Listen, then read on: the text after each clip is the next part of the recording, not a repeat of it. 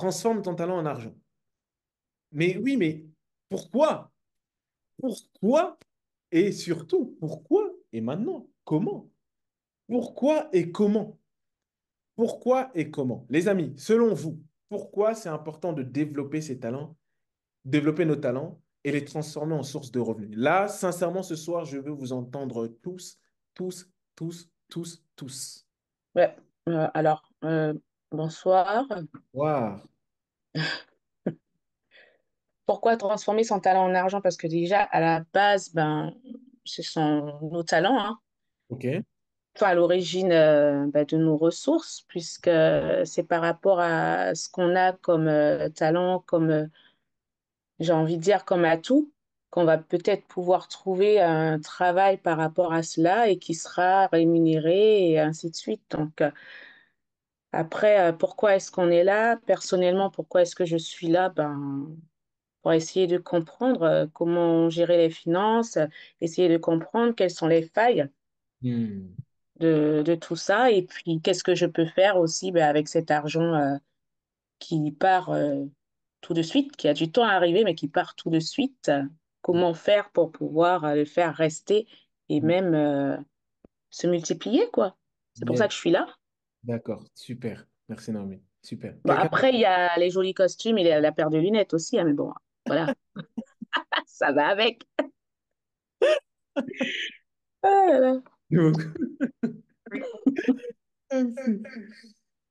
Ok, super. Les autres? Encore une ou deux personnes? Bonsoir, c'est Marie-Laure. Ça, Marie-Laure. Alors, pour ma part, pourquoi transformer du coup mes talents en argent? Déjà, des talents, c'est beaucoup dire. Je ne sais pas si j'en ai. Je pense que j'en ai, mais je ne sais pas comment je peux le développer. Ok. Et en argent, comment faire pour justement transformer ces talents que je ne sais pas que j'ai en Ok. argent? Ok. Et avoir les bases, du coup, pour pouvoir justement fructifier tout ça. D'accord. Donc toi, le premier point, c'est déjà ok, tu le sais, que tu crois que tu en as, même si ça, des fois ça peut, voilà, tu crois que tu en as, mais si j'en ai, bah à ce moment-là, qu'est-ce que j'en fais? Comment je fais peut-être maintenant pour les monétiser, quelque chose comme C'est ça. ça, c'est ça. Excellent. Merci beaucoup. Ok, bah, je prends une dernière personne et ensuite on va commencer. Vraiment, aujourd'hui, les amis, profitez bien. Lundi prochain, vous allez vous connecter sur le lien, il n'y aura personne. Profitez bien. Et encore une fois, je vous ai dit, sincèrement, profitez bien. Et je n'aurai aucune culpabilité quand vous allez un jour dire, ah, mais j'ai envie de faire une formation. Vous, c'est pas grave, vous aurez le prix. Mais comme maintenant, vous allez devenir tous riches, vous allez payer tous les formations. Ok, ça marche. Bah, s'il y a une dernière personne, je prends. Sinon, Moi, on... je veux bien Guy, demander. vas-y, go. Moi, je me dis que transformer ses talents en source de revenus, c'est quelque chose déjà qu'on a gratuitement. On Ok, n'a pas eu besoin de payer pour avoir des talents, donc c'est inné chez nous. yes. Et ça veut dire que si nous, on apprend en tant qu'adultes à transformer nos talents en source de revenus, on peut apprendre à nos enfants qui sont un peu plus jeunes aussi à faire la même chose. Oh, Mm. ok, mais très bien. Toi, ce serait plutôt par rapport aux enfants, c'est ça? Le fait de le faire pour pouvoir montrer aussi aux enfants. Ben oui, parce que je veux pas que nos enfants, ils ont le même système de pensée que nous avons eu jusqu'à présent. Donc, si nous, déjà, on peut leur montrer comment on développe nos talents et comment on peut les faire revenir en source de revenus, ben, je Mm. pense que en nous observant, ils peuvent aussi atteindre cet objectif-là. Pour montrer Mm. aux enfants. Et Marina a dit pour apprendre, pour déjà être sûr que j'en ai, pour être sûr que j'en ai. Ok, très bien. Merci en tout cas.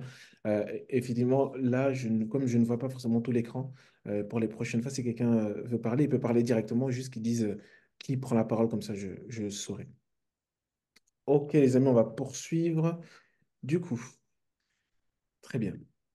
On va voir maintenant, c'est bien, hein, vous avez tous dit votre motivation, votre volonté. à votre volonté d'apprendre à transformer vos talents en source de revenus. Mais il faut toujours savoir que quand on a un objectif, généralement, c'est qu'il y a également un obstacle. Quand il y a un objectif, c'est qu'il y a forcément un obstacle. Sinon, il n'y aura pas besoin de se fixer des objectifs, ce serait trop facile. Je décide quelque chose, je n'aurai pas forcément d'obstacle sur mon chemin. Mais il faut savoir que dès lors qu'on décide de se lever pour faire quelque chose, il y a toujours son opposition. Tu veux te lever pour aller faire du sport, comme par hasard, tu vas être fatigué. Tu veux aller à l'église, tu n'étais pas fatigué, tu vas commencer à prier fatigué. Tu veux faire du sport, le corps, il répond pas. Il y a toujours des obstacles qui peuvent nous empêcher de faire ce que nous avons à faire. Donc, c'est pour ça qu'on va rentrer directement dans le vif du sujet et d'attaquer directement. L'objectif n'est pas d'être long, mais de voir ensemble quels sont, de façon non exhaustive, 9 pièges. 9 pièges qui, en réalité, ou 9 obstacles que tu vas rencontrer sur ton chemin si aujourd'hui tu décides de transformer ton talent en argent. En fait, c'est 9 obstacles principaux que tu vas rencontrer. Et je t'en supplie, s'il te plaît, s'il t'en supplie, de vraiment de croire que la formation que je te donne, la formation que je te donne, c'est vraiment parce que c'est Dieu qui m'a mis à cœur d'offrir ces 6 semaines. Mais la même chose, je le répète, la même chose pour un accompagnement payant, je répète la même chose. La seule chose, c'est qu'évidemment, on prend plus de temps individuellement en groupe, hein, évidemment, parce que je crois au coaching de groupe, je crois à l'accompagnement de groupe. Mais vous allez voir, les amis, ce soir, prenez des notes. C'est pas le module le plus important, on va pas se mentir, c'est pas vrai. Tous les modules sont importants, mais comme c'est le dernier, donnez-y un intérêt encore particulier. Donc, on va voir ensemble directement. 9 pièges, 9 obstacles que tu vas rencontrer sur ton chemin, toi qui désires, toi qui désires aujourd'hui transformer ton talent en argent, tu vas rencontrer les 9 obstacles. OK, 9 obstacles. Obstacle numéro un, c'est croire que les dons et les talents sont à nous. Je m'explique, les amis. Croire que les dons et les talents sont à nous, c'est c'est croire que nous sommes faits nous-mêmes. C'est croire que nous sommes nous-mêmes la source. C'est croire que les choses viennent de nous alors qu'elles viennent de Dieu. Vous savez, c'est Dieu qui nous a créés, c'est pas nous qui avons créé Dieu. Et lorsque on commence à oublier et à confondre ça, on finit par se retrouver dans une situation où bah, le talent en question qu'on avait, bah, on ne peut pas forcément le développer ou on l'utilise mal parce qu'on croit que c'est à nous. C'est la même chose avec l'argent. C'est la même chose avec l'argent. Tant que tu considères que cet argent est à toi, bah, la vérité, tu en feras ce que tu veux. Mais tant que tu considères que cet argent appartient à Dieu, tu vas le gérer différemment. Donc la première chose, le premier piège sur lequel vraiment éviter de tomber, le premier piège qu'il faut absolument éviter, c'est le piège de croire que les dons sont à nous, alors qu'en réalité, les dons appartiennent vraiment, vraiment, vraiment, vraiment à Dieu. La deuxième chose, la deuxième chose qu'il faut comprendre, c'est que euh, c'est la phrase la plus importante. C'est la phrase la plus importante, si vous voulez la noter, c'est la phrase la plus importante. C'est que le piège de beaucoup de gens, lorsqu'ils commencent maintenant à vouloir faire des choses pour essayer de gagner de l'argent, le piège principal des gens, c'est qu'ils finissent par confondre l'argent et les gens. En fait, je ne souhaite pas entendre ce genre d'expression, où j'ai du mal maintenant à le dire, les expressions qui disent purée, ah, nous, on n'a pas d'argent. Il faut grave, il faut que tu cherches l'argent. Tu sais que tu es dans un âge, il faut que tu cherches l'argent. Aujourd'hui, les femmes, il faut que tu cherches l'argent. Il ne faut pas que tu cherches les hommes, tu cherches l'argent. Les hommes, il ne faut pas que tu cherches les femmes, tu cherches l'argent. Non, c'est pas vrai. Ce n'est pas vrai. It's not true. C'est pas vrai. Parce qu'on ne cherche pas l'argent, on cherche les gens. On ne cherche pas l'argent, on cherche les gens. Et c'est la raison pour laquelle en cherchant les gens, on finit par avoir l'argent. Pourquoi? Parce que Dieu nous a créés, nous a donné des talents spécifiques. Et les talents que Dieu nous a donnés ont été faits pour pouvoir servir les autres. Et en soi, quand on cherche l'argent, on finit par devenir en vérité esclave de l'argent. Quand on cherche l'argent, on est prêt à tout faire pour l'argent. Quand on cherche l'argent, on est prêt à mentir, on est prêt à tuer, on est prêt à voler. Vous savez, aujourd'hui, c'est le cœur des hommes qui tue, c'est pas l'argent qui tue les gens. Ça tue parce que les gens cherchent finalement l'argent, alors qu'en réalité, Dieu ne nous a pas créés pour qu'on soit des serviteurs de l'argent, mais Dieu nous a créés pour qu'on puisse mettre l'argent à son service et à notre service. Parce que la Bible dit que Dieu nous a créés pour que nous puissions dominer. Dieu nous a créés pour que nous puissions dominer. Alors, dominer veut dire manifester le pouvoir de Dieu sur les choses. Dominer veut dire manifester le pouvoir de Dieu sur les choses sur lesquelles Dieu nous a donné une responsabilité. Dieu ne nous a pas appelés à être dépendants de l'argent. Aujourd'hui, c'est du désordre. On passe notre vie à aller travailler. C'est pas mauvais d'aller travailler. Mais le problème, ça devient néfaste quand, au final, on passe toute notre vie. Qui a déjà utilisé cette expression? Ah, il faut vraiment que je cherche l'argent, hein. Oh là là, qui a déjà utilisé cette expression? Ou, purée, j'ai grave besoin d'argent, il faut que je cherche l'argent. Oui, on va chercher l'argent. Ok, très bien, ok, très bien, super. Parce que Chercher souvent, l'argent. ok, très bien. Quelqu'un d'autre, une dernière personne? Oui, Ok, mais en fait, moi, quand je dis je vais chercher l'argent, c'est quand je vais au travail, en fait, hein.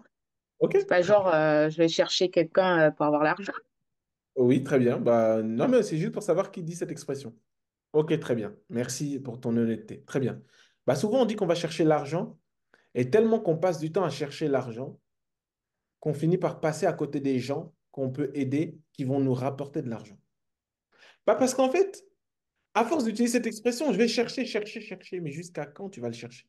Et où est-ce que tu vas le chercher? Où est-ce que tu vas le chercher? C'est comme si c'était devenu quelque chose. Quand on voit quelqu'une personne qui a une plus de ressources, ah purée, lui, il a l'argent, hein. Eh, lui, il a l'argent. Oui, d'accord. Mais peut-être que lui, il est allé vers les gens qui lui ont donné cet argent. Sinon, c'est de la magie. Et là, moi, par contre, désolé, je ne peux plus faire des formations. Troisième piège que tu vas rencontrer, c'est de refuser de prendre ta responsabilité, la responsabilité de travailler ton talent. Le troisième piège, c'est d'éviter de refuser de prendre sa responsabilité de travailler son talent. Pourquoi?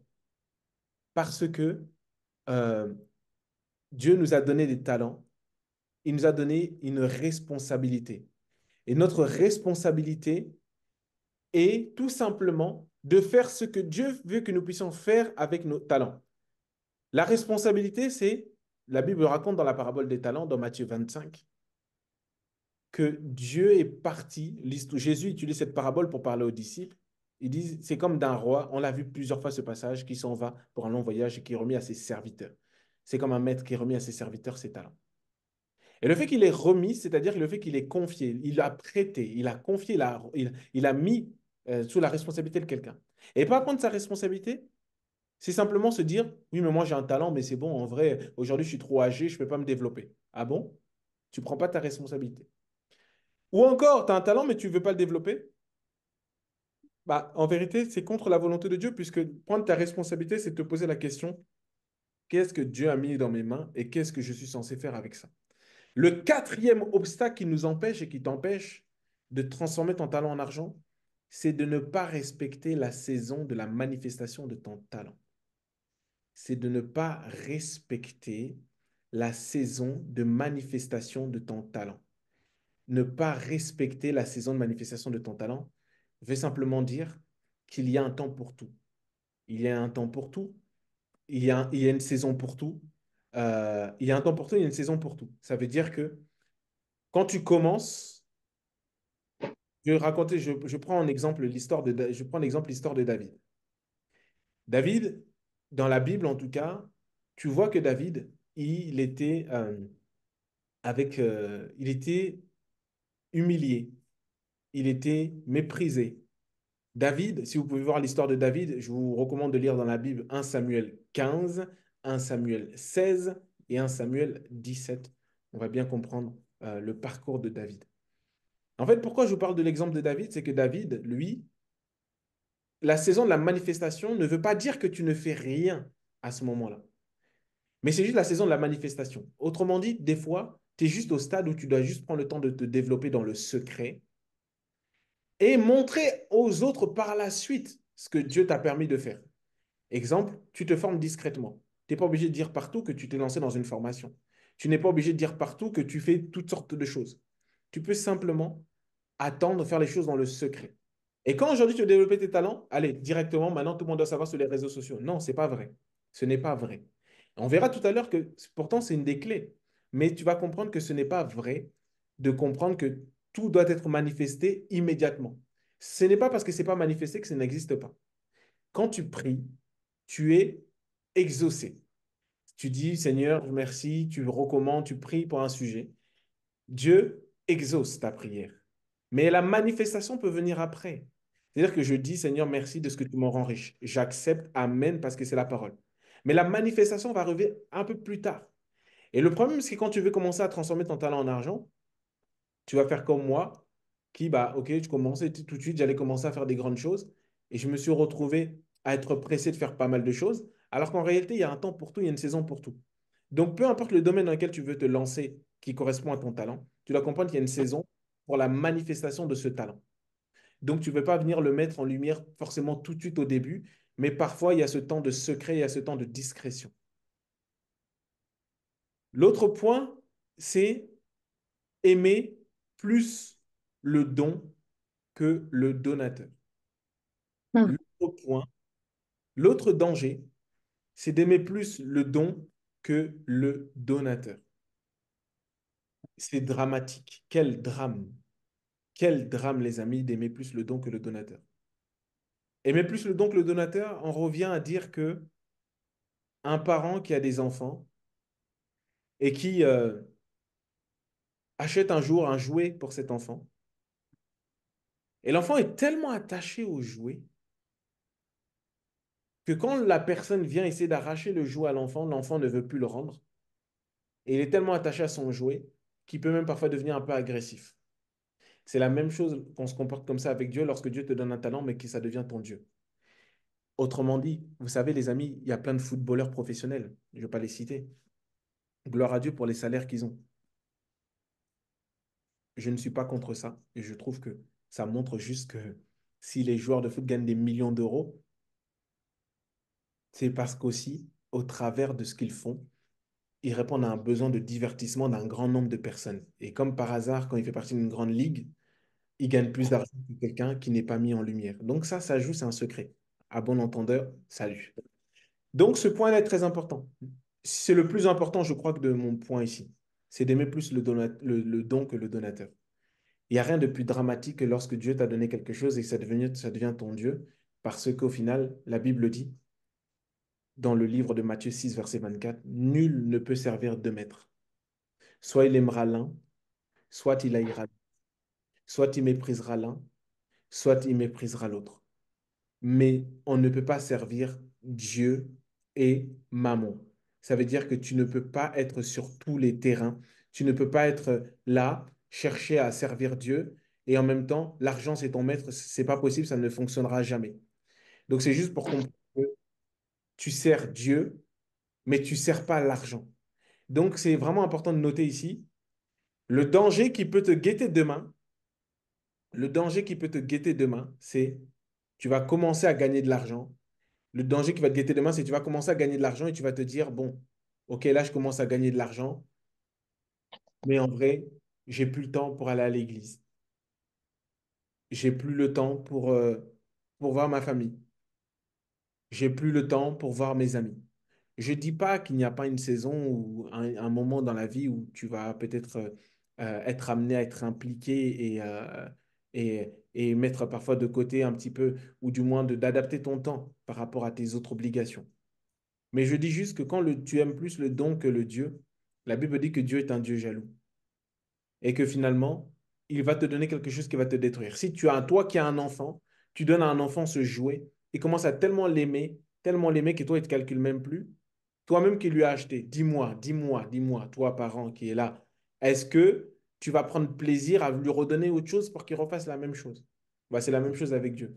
Le peu d'argent qu'il nous a donné, qui nous a permis d'avoir en fonction de notre niveau de sagesse financière, bah déjà, les personnes, déjà, ils volent la dîme, ils ne viennent plus à l'église ou ils sont trop occupés à travailler beaucoup.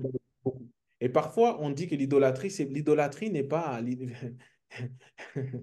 l'idolâtrie n'est pas le fait de simplement, ce serait trop gros. L'idolâtrie n'est pas le simple fait de se dire, oui, je crois en notre, quelqu'un d'autre au-dessus de Dieu. L'idolâtrie, c'est le Dieu qui, qui est là. C'est l'idolâtrie, au final, l'idolâtrie, c'est le Dieu qui est là, pour lequel, euh, de façon implicite, sans lui donner de nom, en fait, sans lui donner de nom, en réalité, c'est la chose qui va prendre de la place, en fait. Donc, c'est vraiment important de comprendre que c'est bien d'avoir des dons, mais il ne faut pas aimer plus le don qu'aimer le Dieu qui t'a donné ces talents-là. Une autre erreur que tu vas rencontrer si tu veux transformer ton talent en argent, une autre erreur que tu vas rencontrer, un autre obstacle que tu vas rencontrer sur ton chemin, c'est que tu vas certainement être tenté par le fait, tu vas certainement être tenté par le fait euh, d'attendre que tout soit parfait. Qui ici a un côté un peu perfectionniste? Qui ici se reconnaît quand on parle de perfectionnisme? Moi, Marie-Laure. Marie-Laure. Ok. Très bien. Quelqu'un d'autre? Moi, Anne-Sophie. Comment? Moi, Anne-Sophie. Anne-Sophie. Ok, très bien. Ok, très bien. Bah, vous savez, un des obstacles que tu vas rencontrer sur ton chemin, c'est attendre que tout soit parfait ou vouloir commencer trop grand. Attendre que tout soit parfait ou vouloir commencer trop grand. S'il y a une chose qui m'a fait perdre beaucoup de temps, c'est ça. S'il y a une chose qui m'a fait perdre beaucoup de temps, c'est ça. C'est-à-dire le fait d'avoir attendu, c'est le fait d'avoir attendu que les choses soient complètement parfaites. En fait, attendre que les choses soient parfaites ressemble à une personne qui sort de chez lui et qui se dit, ça ressemble à une personne qui sort de chez lui qui se dit, bon, là, je vais conduire sur là, sur 50 km, sur toute la rue, j'espère que tous les feux seront verts sur toute la route. Qui croit vraiment, même si de temps en temps, tu as un peu de chance, qui a déjà réussi à faire 5 kilomètres? Allez, 5 c'est peut-être même beaucoup. 3 kilomètres sur une route où il y a des feux et que tous les feux soient verts en même temps. Franchement, si tu me dis oui, bon, donne-moi juste la ville et comme ça on y va, c'est fini. Qui a réussi? C'est ça même que je pose la question, puisque techniquement, il n'y a personne. Il n'y a personne ici qui est sorti de chez lui, qui fait 5 kilomètres sans que le feu reste tout à fait ouvert. Attendre que tout soit parfait ressemble à cette personne qui attend qu'il pleuve, qu'il arrête de pleuvoir pour sortir. C'est possible. Hmm. Mais arrête de pleuvoir, ok, pas de souci. Donc, c'est dire s'il pleut pendant une semaine, tu ne sors pas, on fait comment? Attendre que tout soit parfait ressemble à un parent qui attend que l'enfant, attend que l'enfant puisse, dès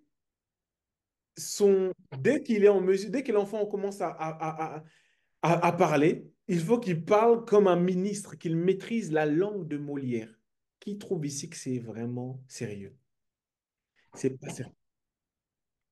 C'est pas sérieux.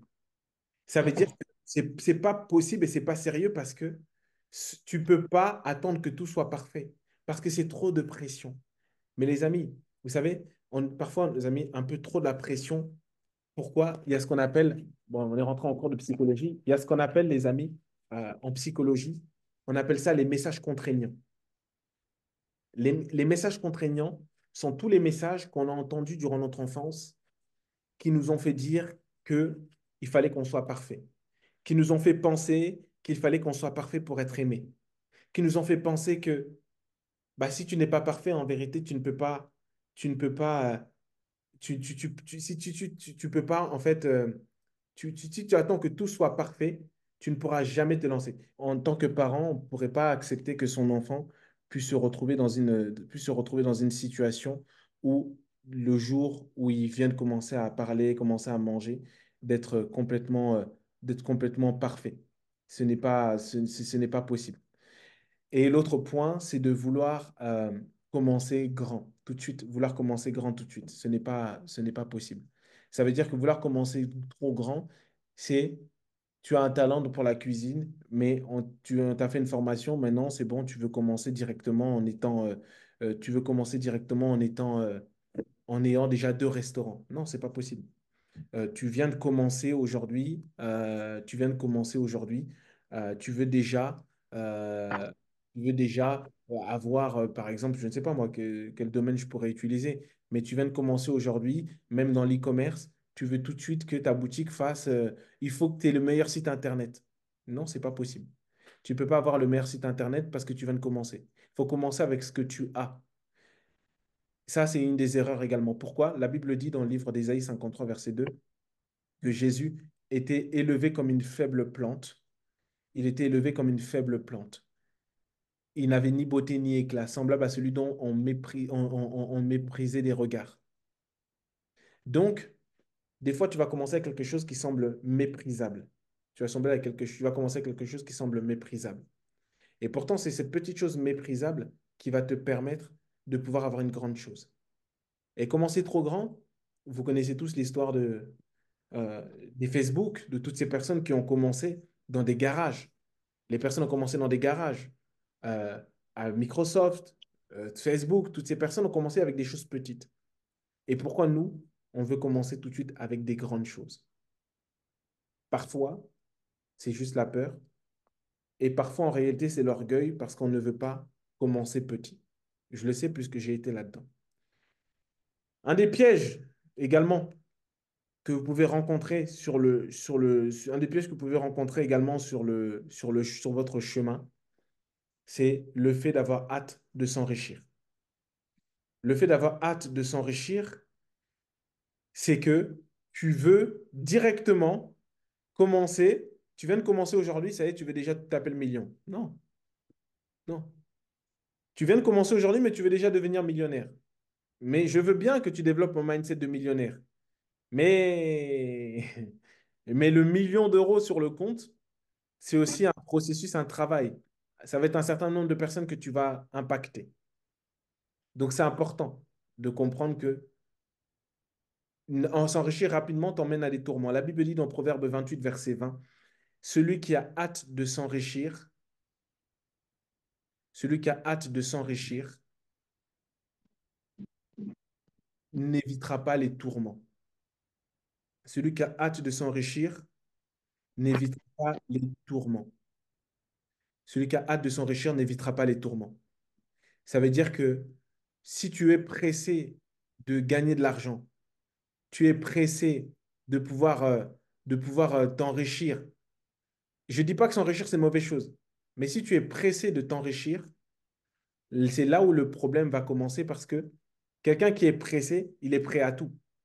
Quelqu'un qui n'a pas le choix et qui doit rembourser 100 000 euros demain matin à des dealers parce qu'il il s'est retrouvé dans une histoire bizarre, je peux t'assurer que dans ce délai-là, il peut tout faire.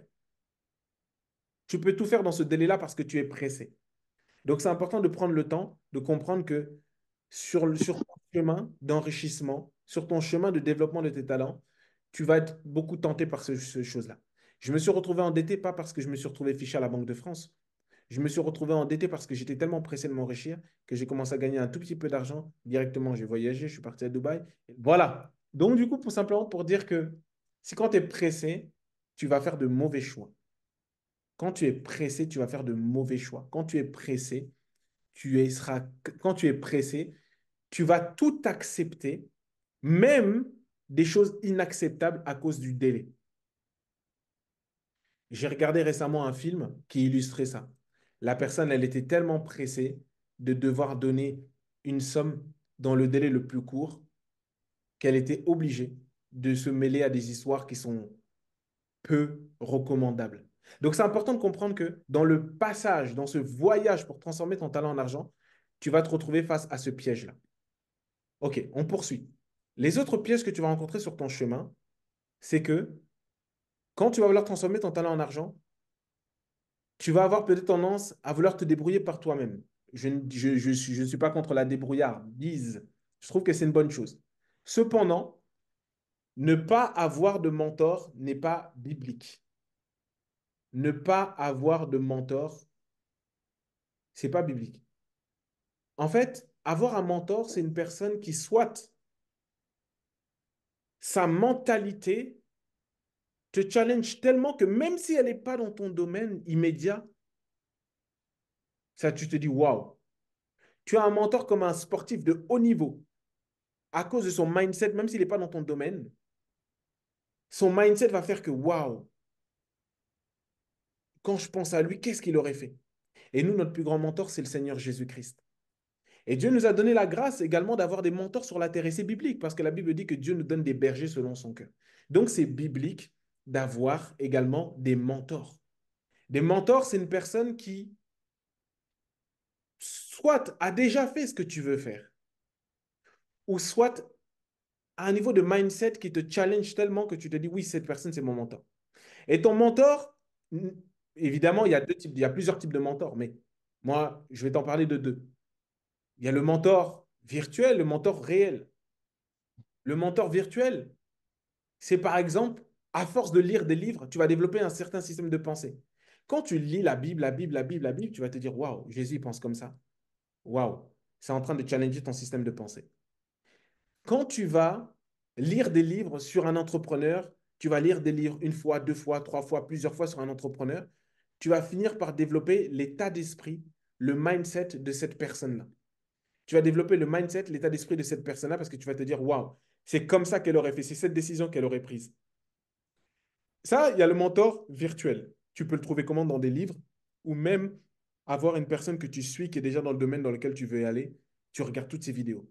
Je vais vous donner mon exemple personnel. Moi, j'ai eu plusieurs mentors. J'ai des mentors en fonction des différents domaines dans lesquels je veux aller. Mon domaine dans ma vie spirituelle, c'est mon pasteur Ivan Castanou. Mon mentor sur le plan coaching, sur le plan développement personnel, il s'appelle Luc Dumont.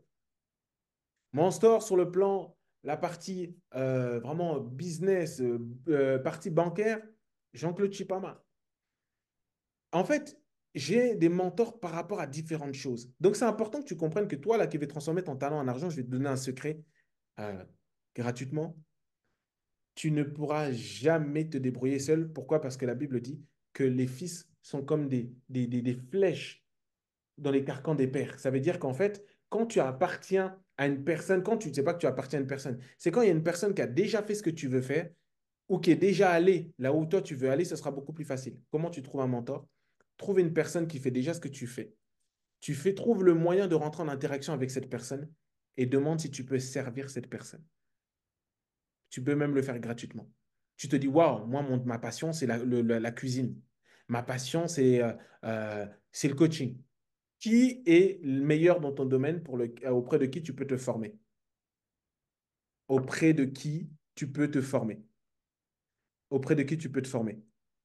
Donc, c'est important de comprendre que là, le fait d'avoir un mentor, c'est biblique. Paul, Barnabas, dans la Bible. Paul, Timothée. Moïse, Jéthro. Moïse, il était tellement débordé. Moïse, il était tellement débordé qu'à un moment donné, son beau-père lui a dit, écoute, si tu continues comme ça, tu ne vas pas réussir, tu vas t'épuiser, tu vas te fatiguer, tu ne pourras plus faire le service. Donc, un mentor, c'est ça. C'est quelqu'un qui est capable de pouvoir te donner des conseils et idéalement, surtout, euh, un mentor, on dit les 3 P, passionnant, positif et pédagogue. Passionnant, positif et pédagogue. C'est-à-dire qu'un mentor, bah, s'il ne te passionne pas, la vérité, tu ne vas pas être motivé. S'il n'est pas positif, bah, la vérité, tu vas essayer de mettre des choses en place, tu vas toujours être démotivé parce que le poids de ses paroles aura trop d'impact pour toi. Et pédagogue, il faut aussi qu'il sache transmettre les choses. Mais je crois qu'au nom de Jésus, c'est ce qui va arriver à chacun d'entre nous. Dernier point, dernier piège que tu vas rencontrer et en vérité que tu rencontres peut-être même déjà.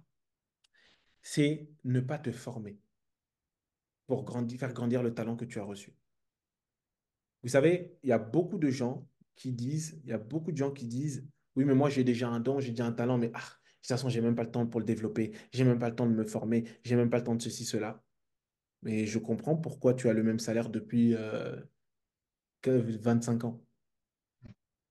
Je vais pas jeter les pics gratuitement, de toute façon, il y a un écran, qu'est-ce que tu vas faire? Sauf quand on va se rencontrer.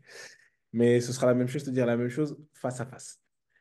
Un autre piège que tu rencontres déjà, c'est ne pas se former pour faire grandir son talent. Ok, les amis, est-ce que vous avez une question ou deux questions sur l'un de ces aspects-là? Et comme ça, on va enchaîner. Moi, la question que je peux poser, c'est, tu nous dis qu'il faut pas il y a une saison pour ça. Oui. Mais qu'est-ce qui va nous montrer qu'on est réellement dans cette saison et qu'on peut, ben, du coup, se lancer dans ce qu'on veut faire, même si on commence, comme tu as dit, petit, mais qu'est-ce qui va ben, nous montrer que c'est vraiment le moment, l'instant T pour pouvoir ben, se lancer? C'est une excellente question. C'est une excellente question.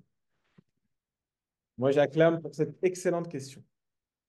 Comment savoir? En toute humilité, je n'ai pas la science infuse ni la parole par cœur. Seule chose, je peux te partager peut-être une sagesse et quelque chose qui m'est arrivé à moi, qui pourrait peut-être t'aider, qui pourrait être un élément de réponse pour toi.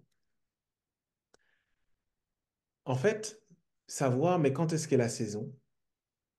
Bah, en fait, je vais te donner peut-être deux ou trois exemples. On va prendre un fruit, par exemple. Tu sais, euh, il y a... Ça, c'est un exemple que tu peux garder en tête, c'est le fruit. Comment tu sais si un fruit est mûr, c'est quand tu le manges, le goût que ça donne à la personne, la vie que ça donne à la personne. Donc, c'est important de savoir aussi, à un moment donné, comment savoir, c'est quand tu vois que le fruit est arrivé à maturité. Et un fruit mature, c'est un fruit pour lequel les gens reconnaissent, reconnaissent la vie qui sort de ce que tu proposes. Les gens reconnaissent la valeur ajoutée de façon manifeste de ce que tu proposes. C'est quand, à un moment donné, à force de faire, tu te rends compte que, là, les gens, lorsqu'ils mangent ce que tu proposes, ils en sont satisfaits. Et il y a des gens, des fois, qui disent, oui, mais vas-y, de toute façon, les gens, ils sont même pas prêts. J'ai lancé mon truc, mais bon, les gens, de toute façon, mais la personne a dit, mais les gens, de toute façon, ils n'achètent pas mes produits, ils sont bêtes. OK. Mais ça, c'est juste la preuve que la personne n'a pas la maturité encore. Pourquoi? Parce que les personnes ne peuvent pas attester de façon visible le fruit. Tu peux t'aider, il y a plusieurs choses. Il y a Dieu, il y a les circonstances, il y a Dieu, il y a les circonstances, il y a les autres. Je vais commencer avec les circonstances. Je vais commencer avec les circonstances. Tu vas prendre par exemple l'histoire, tu vas comme par exemple l'histoire dans la Bible avec des circonstances où tu te dis, mais est-ce que pour moi c'est le moment de me lancer, etc. Mais en fait, des fois, c'est des circonstances qui vont te lancer. Des fois, c'est pas juste le fait que tu aies des talents. Des fois, c'est les circonstances obligatoires qui vont te lancer. Par exemple, tu vas te retrouver dans un contexte où bah, tu te retrouves là. Je vais prendre un exemple, tu te retrouves là. Une circonstance fait que, un jour, il y a des gens qui viennent manger à la maison et tu n'avais même pas planifié qu'ils allaient venir. Et au bout de 10 minutes, tu entends qu'il y a 15 personnes qui viennent. La manière dont tu vas gérer cette situation-là, dans un moment de stress intense, et tu vas te retrouver après à va dire, purée, comment est-ce que j'ai fait pour gérer cette situation dans ce temps de stress? La circonstance t'a emmené à sortir de ta zone de confort. David, comment il a battu Goliath? David a battu Goliath, on ne peut pas dire dans un concours de circonstances. David a battu Goliath parce que il s'entraînait tellement dans le secret, une circonstance s'est présentée. Il a battu Goliath. Et la circonstance, si elle n'avait pas eu lieu, on n'aurait jamais su que David était préparé.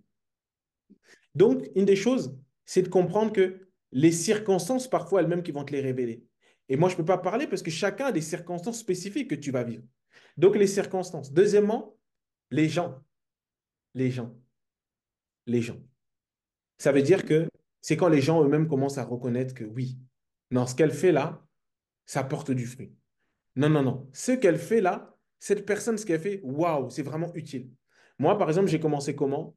Je lisais que des livres, des livres, des livres, des formations, des livres, des formations, des livres, des formations, des livres, des formations. Et puis un jour, je parle avec une proche qui me dit, mais pourquoi toi, tu ne fais pas du coaching?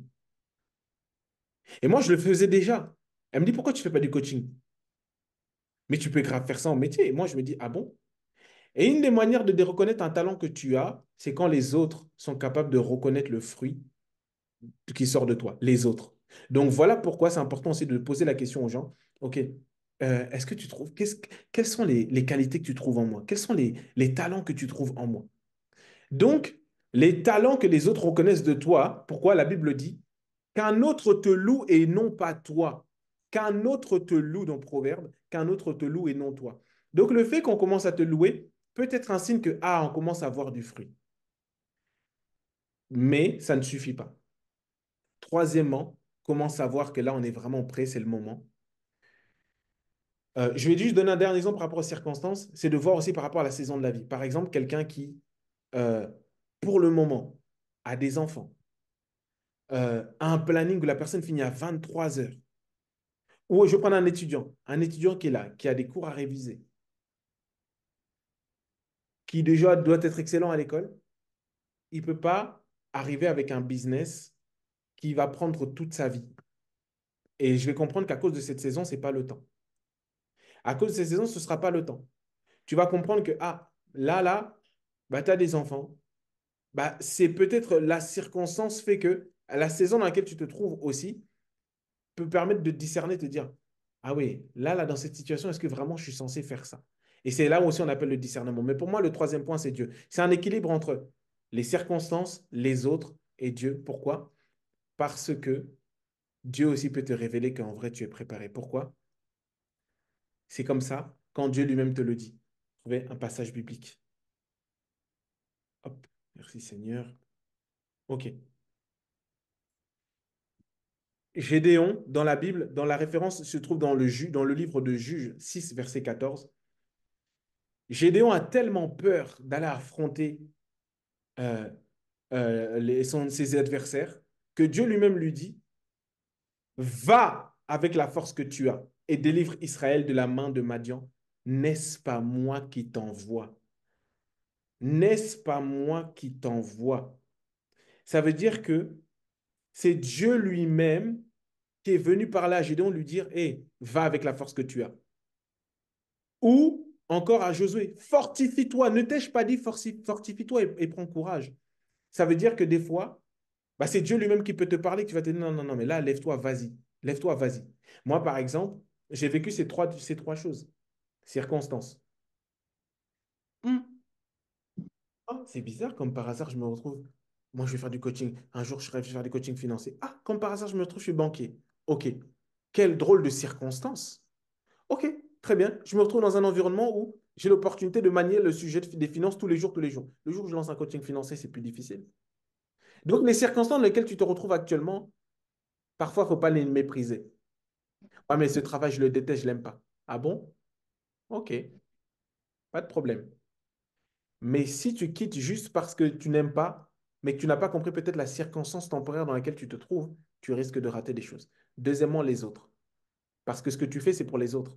Les autres doivent attester, dire non, ce qu'elle fait, ça porte du fruit. Ce qu'elle fait, c'est utile pour moi. Et quand j'ai commencé non pas à avoir une personne, deux personnes, trois personnes, quatre personnes, mais des dizaines de personnes qui commencent à me solliciter pour la même chose, bon, je commence à comprendre que ça va. Et toi qui écoutes, qui es connecté, tu n'as pas besoin que 70 000 personnes viennent te voir. Quand trois personnes vraiment reconnaissent avec sincérité que ce que tu fais, c'est bien, c'est qu'il y a un fruit. Il y a un fruit. Parce que la Bible dit que c'est avec deux, trois témoins qu'on commence à déposer à faire une déposition de vérité. Et puis, il y a Dieu lui-même qui peut te dire, non, là, c'est le moment, vas-y, fortifie-toi et prends courage. Allez, lève-toi, vas-y, va. Et ça, c'est là où c'est l'importance de rester attentif au Dieu de talent et non pas rester attaché au talent. Pourquoi? Parce que le Saint-Esprit nous conduit. La Bible dit que le Saint-Esprit, dans le livre de Psaume 32, verset 8, que le Saint-Esprit, alléluia, il nous dit dans le livre de Psaume 32, verset 8, le Saint-Esprit, il vous conduira, il t'enseignera et il te montrera la voie que tu dois suivre. Et le même Dieu est capable de te diriger. David, encore une fois, avant d'aller en guerre, il demandait à Dieu, Seigneur, dois-je aller ou je ne veux pas aller? C'est Dieu qui lui disait, toi, tu es prêt, vas-y. Des fois, tu crois que tu es prêt à cause des circonstances. Ça y est, tout le monde t'a dit, oh, c'est trop bien ce que tu fais, tout ça, tu aimes maquiller. Mais peut-être que Dieu t'a pas donné l'aval et ça va être un problème. Donc, c'est un équilibre entre ces trois dimensions. Est-ce que j'ai pu répondre à ta question? Ou en partie? Oui, c'est très bien. OK. Merci. Avec grand plaisir, gloire à Dieu. OK, très bien. Mais maintenant, concrètement, quelles sont maintenant les clés pratiques que tu nous donnes, Deo Gracias? Parce que nous, maintenant, on veut des clés et on va mettre ça en application. Même si tu ne seras plus là pour vérifier, on va mettre en application. On va mettre en application ce que tu nous partages. Mais maintenant, on commence par où, on fait quoi? On commence par où, on fait quoi? Maintenant, on va voir concrètement 10 clés pratiques pour transformer ton talent en argent d'ici les 3 prochains mois. J'aurais juste pu laisser le titre comme ça, mais si sérieusement tu fais cette formation, mais tu ne mets pas en pratique sérieusement, tu es venu pour rien. T'imagines en plus un lundi soir comme ça. Là, normalement, tu pourrais faire autre chose, tu te poses à faire autre chose, mais si tu es là ce soir, c'est parce que je crois que tu veux mettre les choses en application. Amen. Amen. Ok, Amen. super. Ok, première clé pratique, c'est maintenant accepte, accepte, accepte. Première clé, c'est accepter et croire que c'est la volonté de Dieu, que tu puisses transformer ton talent en argent. Et c'est d'ailleurs une nécessité. Ah, tu ne me crois pas? Pas de problème. Matthieu 25. Vous savez, la parabole de Matthieu, la parabole des talents, on l'a vu maintes et maintes fois durant nos temps de formation. La première clé, c'est accepte de croire et de comprendre que c'est la volonté de Dieu que tu transformes ton talent en argent. Tu pourras lire la parabole des talents en Matthieu 25 et Éphésiens 2, verset 10. Tout commence par le fait de croire. Tout commence par le fait de croire. Pourquoi? Même Jésus, quand il est venu sur la terre, ceux qui ont vécu avec Jésus n'ont pas été transformés. Mais c'est ceux qui ont cru en Jésus, qui ont reçu la parole de Jésus, qui ont été transformés. Ce n'est pas le simple fait d'être connecté ce soir qui va te permettre de vivre une transformation dans ta vie financière. Faux, archi faux, il faut. Ça, c'est pas moi. Ce n'est pas le simple fait d'être connecté ce soir qui va te permettre d'avoir ta vie financière transformée.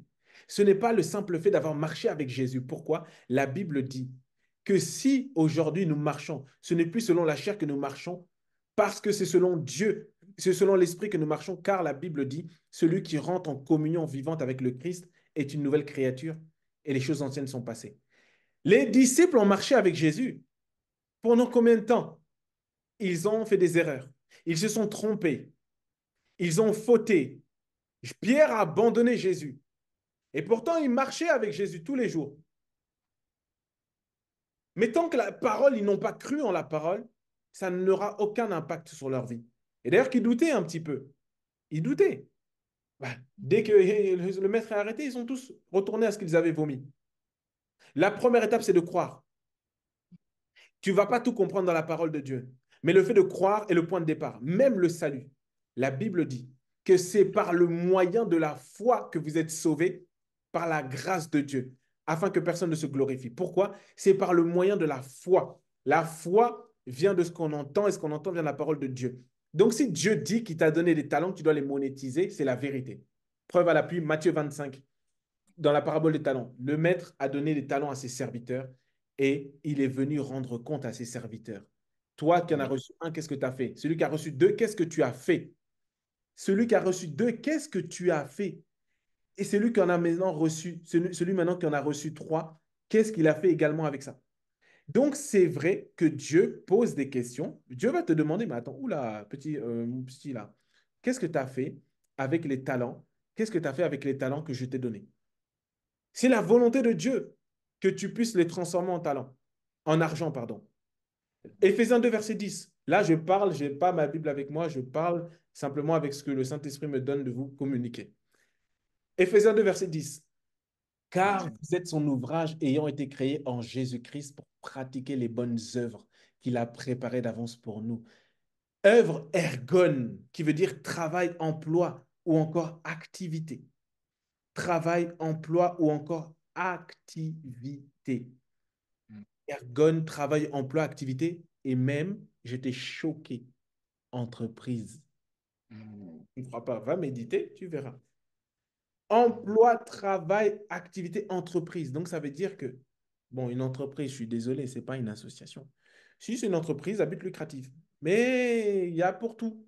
Mais des fois, commence par une activité qui va te générer des sous et comme ça, tu vas pouvoir vraiment aider vraiment les gens pour de vrai. C'est pas, tu te concentres que sur les associations parce que c'est un bon plan, mais en vérité, parfois, si c'est une mentalité de pauvreté, tu as peur de gagner de l'argent. Je dis rien, je continue. Donc, tu dois accepter l'idée que Dieu t'a donné des talents uniques et qu'il est possible de les mettre au service des autres tout en générant des revenus. Matthieu 25, Éphésiens 2:10, que nous sommes l'ouvrage de Dieu étant créé pour pratiquer des bonnes œuvres, ergon, emploi, entreprise, activité. Donc, quand tu crées une entreprise, ce n'est pas pour dire que tu as une entreprise. Tu crées une entreprise. Le but d'une entreprise, c'est de pouvoir créer de la valeur ajoutée pour les gens et de capter une partie de cette valeur-là. Et après, la distribuer en fonction des orientations euh, des actionnaires, etc., etc. Donc, il y a plusieurs passages. Tu peux lire, méditer Matthieu 25, tu peux méditer 1 Pierre 4, verset 10, Éphésiens 2, verset 10. Deuxième clé, tu dois identifier ta passion. Tu dois identifier ta passion. Tu dois choisir une activité qui te passionne. Des fois, tu te dis, mais moi, qu'est-ce que je sais faire, moi? Qu'est-ce que je veux faire? Vois les activités qui donnent de l'énergie. Je ne dis pas comme par hasard, quand tu t'es fatigué et que tu mets Netflix, tu restes éveillé. C'est pas ça. C'est, tu sais que ça te donne de la joie, c'est ça, c'est de la joie. Parce qu'il y a des activités qui donnent du plaisir, mais ce plaisir satanique, démoniaque. Et pourtant, ça donne du plaisir. Bon, chacun sait ici les types de plaisirs qui existent dans ce monde, en fonction de son passif. Pourtant, c'est important de savoir l'activité qui te donne de la vraie joie. Pas de la joie, une joie éphémère, mais de la vraie joie. Vous savez, quand je me connecte ici, j'ai passé une longue journée aujourd'hui, sincèrement, mais il y a toujours un peu le tract et je me dis, purée, je vais commencer encore la formation. Je le dis très honnêtement. Là, moi, je ne suis pas stressé parce que, bon, voilà. Mais je suis excité. C'est-à-dire, je suis excité de faire les formations. J'aime vous répondre aux questions, former, coacher, faire des conférences. J'aime ça. Et c'est ça de la vraie joie. Et un exemple, tu dois identifier ce qui t'anime profondément. Si ça ne te donne pas du plaisir, c'est comme faire un métier, tu le détestes depuis 2010, depuis 2001, tu détestes ton travail, mais tu y vas encore. Seigneur Jésus, délivre-nous de ça. Bon, ce n'est pas mon cas, mais délivre-nous de ça, Seigneur. Ou les gens, ils détestent leur travail, mais ça fait 15 ans. La semaine dernière, je suis dans les transports, j'entends une fille qui dit, punaise, maman, ça fait 5 ans que j'ai envie de quitter mon travail, là, ça me saoule. Ça fait 5 ans. 5 ans. Et tu vas finir par détester ton employeur, lui qui t'a rien demandé, alors que peut-être que Dieu a retiré en toi l'amour d'un travail parce qu'il veut que tu puisses aller faire autre chose. Des fois, il y a Dieu aussi qui peut enlever parce qu'il va te dire, va faire autre chose. Je ne t'ai pas demandé de quitter ton travail, attention. Si tu dis, bon, de toute façon, je ne serai plus connecté. Une activité qui te procure du plaisir, de l'énergie. Exemple dans la Bible, dans Luc 10, versets 17 à 20. Tout à l'heure, quand je préparais, c'est l'exemple que le Saint-Esprit m'a donné. Les 70 disciples. Euh, vous savez, il y a plein de références que je donne. Potentiellement, certains d'entre vous ne le connaissent peut-être pas, mais n'hésitez pas. Que tu sois chrétien, que tu ne sois pas chrétien d'ailleurs, tu peux lire la Bible, tu vas recevoir des clés et tu vas les pratiquer. Si ça ne marche pas, tu demanderas, tu poseras la question à Dieu, il te répondra. Luc 10, 17 à 20. Les disciples, Jésus a envoyé 70 disciples pour aller annoncer l'évangile. Et les 70 disciples, lorsqu'ils reviennent, ils sont tellement joyeux que la Bible dit qu'ils sont revenus joyeux. Ils sont revenus joyeux. Ça veut dire que c'était une joie qui vient du cœur, pas une joie éphémère, une joie qui donne du cœur de façon durable. C'est pas que tu as commencé un truc aujourd'hui, non, demain, j'aime pas. Ça, c'est pas une passion. Une passion, c'est apprendre aussi à aimer les difficultés liées à cette passion. C'est comme une amour, lapsus, une relation. Bah oui, tu peux aimer la personne, mais une passion ne veut pas dire que tu ne vas pas avoir des moments de frustration.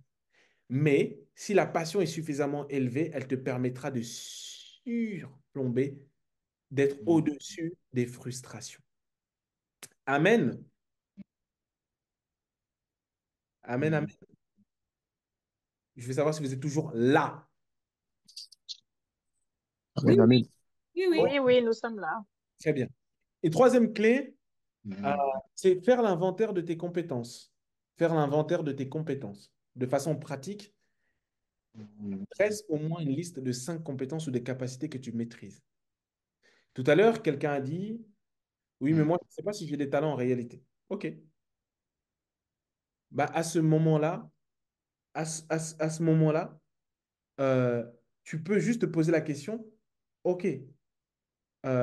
Tu peux juste te poser la question, bah, OK, concrètement, qu'est-ce que je sais faire? Qu'est-ce que je sais faire? Qu'est-ce que je sais faire? Fais une liste. J'aimerais, pendant les 2 prochaines minutes, que chacun peut écrire au moins, si tu sens que c'est trop, j'aimerais que chacun puisse écrire au moins 3 compétences qu'il a.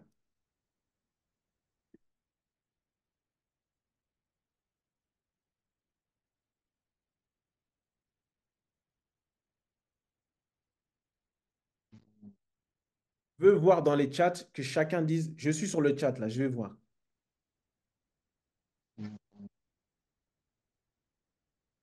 Je veux voir.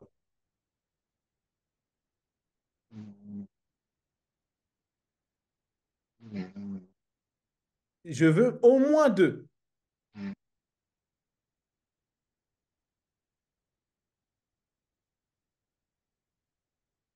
Là, je regarde le chat si je vois. OK, faire du montage. OK, très bien. Écrire, dessiner, conseiller. OK, conseiller. Très bien. Sincèrement, les amis, je dis sérieusement, je souhaite que chacun d'entre vous, si vous êtes connectés ce soir, je veux vous voir chacun d'entre vous écrire parce que c'est motivant. Moi, ça me motive de voir que vous avez également des talents et que Dieu ne s'est pas trompé sur chacun d'entre nous. Faire du montage, écrire, dessiner, conseiller. Qui d'autre?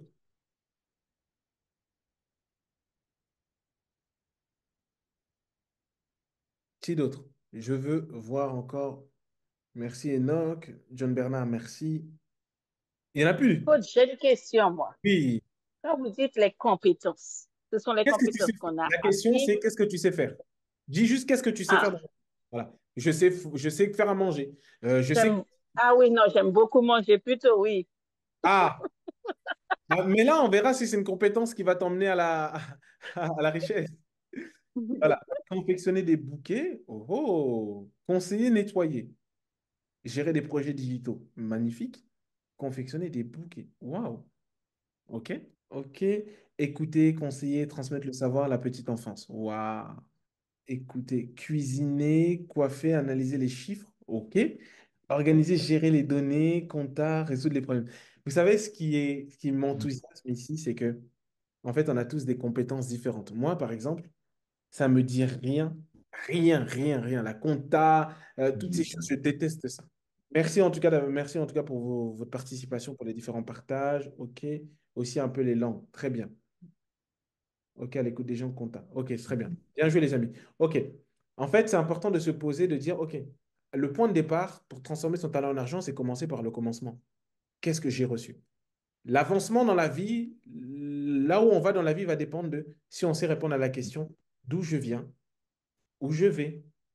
Et vous savez, les amis, vous allez vous retrouver choqués du fait que euh, vous allez vous retrouver choqués du fait que euh, parfois tu vas admirer les compétences de quelqu'un d'autre, mais sache que Dieu ne s'est pas trompé. Dieu ne s'est pas trompé. Si il voulait qu'on ait tous les mêmes talents, on serait tous les mêmes personnes. Dieu ne s'est pas trompé.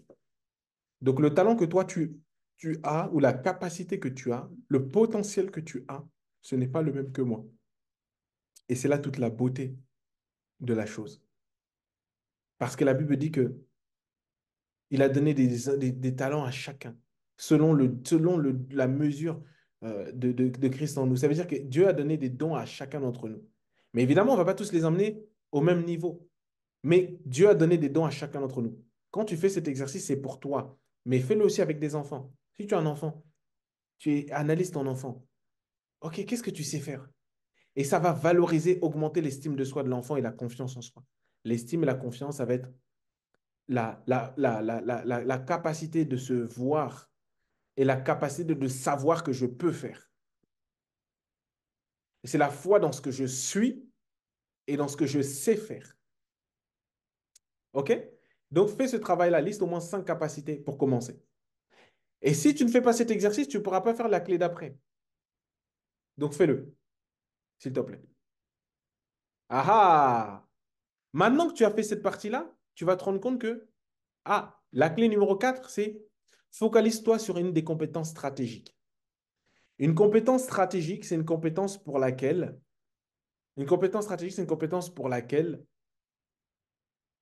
tu sais que parmi toutes les compétences que tu as, pour identifier c'est une compétence stratégique, tu peux te poser la question, parmi toutes les compétences que j'ai, laquelle, écoute bien, hein, je ne vais pas me répéter, je vais le dire qu'une seule fois. Pour découvrir les compétences stratégiques, les questions que tu peux te poser, c'est, et en plus, c'est même pas pour vous mettre un coup de pression. Je vous dis très honnêtement, les amis, euh, il y a des choses que je vous dis là, c'est juste que des choses que je peux recevoir en direct simplement de ce que Dieu me partage. Donc, des fois, je n'ai pas préparé des messages particuliers. Et le PPT, on l'a fait, on a terminé il n'y a pas longtemps en réalité. Donc, vraiment, une des compétences stratégiques, c'est une compétence pour laquelle, un, tu sais que celle-ci là, elle est déjà mature. Là, on parle de transformer ton talent en argent. Elle est déjà mature. Ou tu sais que sur celle-ci, tu sens que toi-même, tu peux progresser rapidement, ou tu vois que tu as une capacité de progression rapide. Compétence stratégique, surtout une compétence pour laquelle les gens te sollicitent le plus, ou pour laquelle on te demande le plus conseil. Compétence stratégique, compétence qui correspond aux besoins de la société aujourd'hui. Aujourd'hui, je suis émerveillé de voir des personnes qui ne sont toujours pas sur le digital parce que c'est plus possible. Vous avez vu le Covid, comment ça a détruit beaucoup d'entreprises et comme ça a rendu milliardaires beaucoup d'entreprises. Le Zoom là, le Zoom sur lequel nous sommes là, qui connaissait Zoom avant? On utilisait ça en secret dans des formations dans des entreprises à l'église. Mais Zoom, ça s'est démocratisé avec le Covid. Donc, compétence stratégique veut dire également compétence dont le monde a besoin aujourd'hui. Forme-toi sur les domaines stratégiques qui sont la vente, le marketing, la négociation, l'intelligence artificielle, le coaching.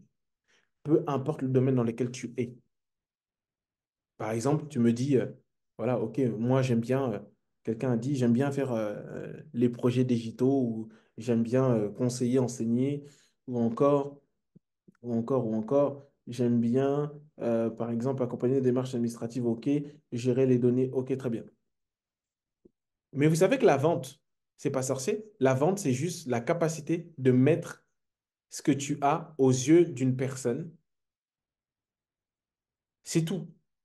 Maintenant, le marketing, ça va être la manière dont tu vas habiller la chose que tu vas présenter à la personne finale. Mais la vente, c'est la base. La vente, tu dois être en capacité de pouvoir présenter quelque chose. Après, tout ce que tu ajoutes, c'est du marketing. Là, pour faire cette formation, la vérité, je peux vous la faire dans un studio dernière génération. Ça va être le marketing. Mais je ne suis pas là pour ça aujourd'hui. Mais c'est important de maîtriser cette compétence. La négociation, savoir tirer une relation gagnant-gagnant avec une personne. L'intelligence artificielle, indispensable aujourd'hui. Ça, c'est les personnes qui deviennent millionnaires avec le... Pourquoi? Parce qu'à un moment donné, il y a des compétences, il y a des choses pour lesquelles on ne peut pas laisser passer. Donc, peu importe le domaine dans lequel tu es, maîtrise ces compétences-là à minimum. Le coaching, ta capacité à pouvoir transmettre, à pouvoir accompagner une personne à faire ce que toi, tu arrives à faire. Compétence stratégique. Et c'est pour ça que le passage ici dit, focalise-toi sur une compétence stratégique. La Bible dit dans Philippiens 3, verset 14, Paul, il parle, il dit, je ne fais qu'une chose. Je cours vers le but. Je ne fais qu'une chose.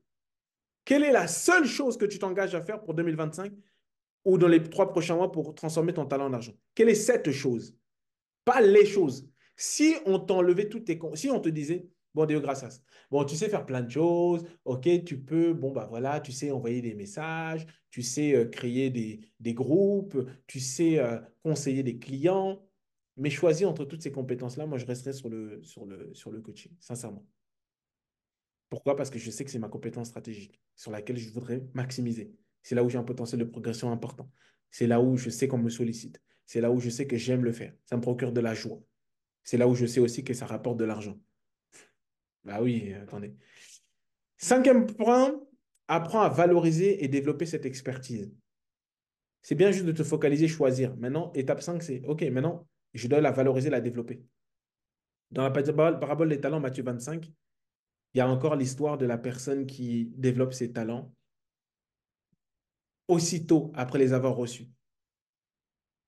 Donc, tu dois apprendre à approfondir tes connaissances dans le domaine que tu as choisi. Tu dois apprendre à investir en toi, dans les formations, dans les livres. Participe à des conférences. Quel est le livre que tu vas lire dans ton domaine là? Tu es passionné par la compta, tu es passionné par les enfants, par la cuisine, la coiffure, tout ça. Ok, d'accord. Quelle formation tu as regardé que tu peux faire depuis que tu as de l'argent sur ton CPF? Quelle formation tu peux faire? Quelles sont les... développer une expertise, c'est pas très compliqué, hein. C'est juste en savoir plus que la moyenne. Tu cherches. Non, vous là, on dirait que vous voulez tout piocher gratuit. Bon, c'est pas grave. Trouve en tout cas les meilleurs livres, 3 meilleurs livres dans ton domaine, les 3 meilleurs coachs dans ton domaine, dans le domaine en question, et les chaînes YouTube qui parlent de ton domaine. Et parfois, ça ne veut pas dire parce que c'est une grande chaîne YouTube que c'est là où il y a le plus d'expertise. Parfois, tu trouves des petites chaînes. Pourquoi? Parce que les personnes qui n'ont pas trop de visibilité, ils prennent plus le temps de faire des contenus plus longs. Vous savez, aujourd'hui, moi, par exemple, je ne suis pas trop un gars trop tout ce qui est réseaux sociaux et tout ça. Donc, je fais un contenu long quand je vais diffuser 1 heure et demie. Mais moi, je vais face à un concurrent qui va faire la même vidéo en 5 minutes. Bon, je ne sais pas tout ce qui peut me donner l'étendue. Et quand tu prends le temps de pouvoir donner de la qualité, bah, en fait, les gens aussi vont le recevoir. Et comment tu arrives à ce niveau-là? C'est à un moment donné, tu décides de te focaliser. Moi, j'ai fait l'inventaire de ce que j'avais comme compétences. Je me suis focalisé. Maintenant, je reste concentré sur le coaching. Donc, tu viens me proposer n'importe quelle opportunité de business, je vais refuser. Oh, viens, on lance une franchise, je vais refuser. Oh, viens, on fait ci. Ce n'est pas faute de ressources peut-être, mais je vais refuser. Pourquoi? Parce que je ne veux pas me concentrer sur une compétence stratégique.